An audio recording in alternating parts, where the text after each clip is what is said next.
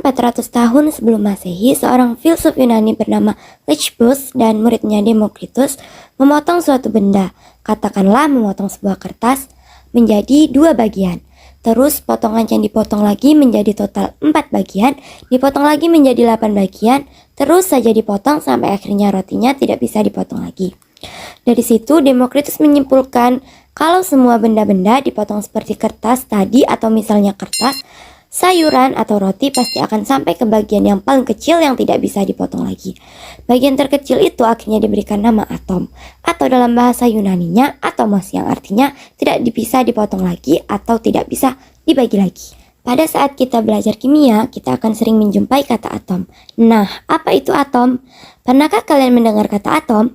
Jika pernah, apa yang kalian ketahui tentang atom? Mungkin beberapa dari kalian akan berpikir tentang gambar seperti ini. Nah, tentu saja tidak ya teman-teman, karena atom yang kita pelajari merupakan bagian dari ilmu pengetahuan. Seperti yang sudah dijelaskan di awal cerita video tadi, atom pertama kali ditemukan oleh seorang filsuf Yunani bernama Demokritus. Demokritus mengungkapkan bahwa atom berasal dari kata a, tidak, dan tomos, dibagi. Jadi atom berarti tidak dapat dibagi. Secara istilah sendiri, atom merupakan partikel terkecil penyusun materi. Apa itu materi? Materi adalah sesuatu yang menempati ruang dan memiliki massa.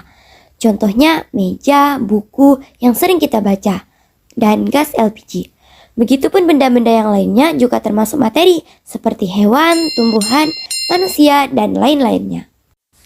Atom merupakan partikel penyusun materi, karena atom adalah partikel penyusun benda di sekitar kita. Contohnya saja air.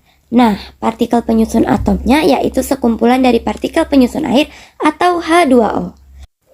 Kemudian, pada saat kita bernafas, zat yang kita hirup dan hembuskan merupakan bagian dari penyusun partikel atom, yaitu oksigen atau disebut dengan O2, dan karbon dioksida disebut juga dengan CO2. Maka dari itu, atom disebut sebagai penyusun alam semesta, yang berarti segala sesuatu yang berada di alam semesta itu tersusun oleh atom. Contohnya gas LPG.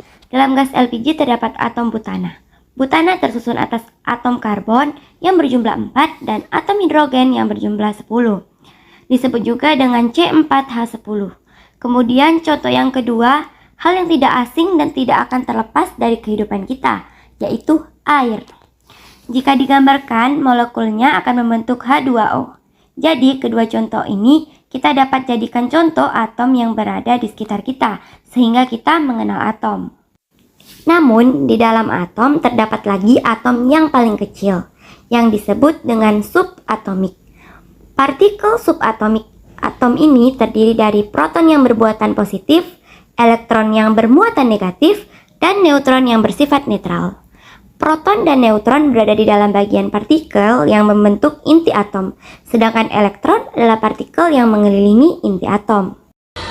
Dari contoh-contoh atom tadi dapat kita lihat pada sistem periodik unsur atau disebut juga dengan SPU, di mana di sini ada banyak sekali unsur-unsur yang sudah disusun berdasarkan simbol, nomor atom, dan nomor massa.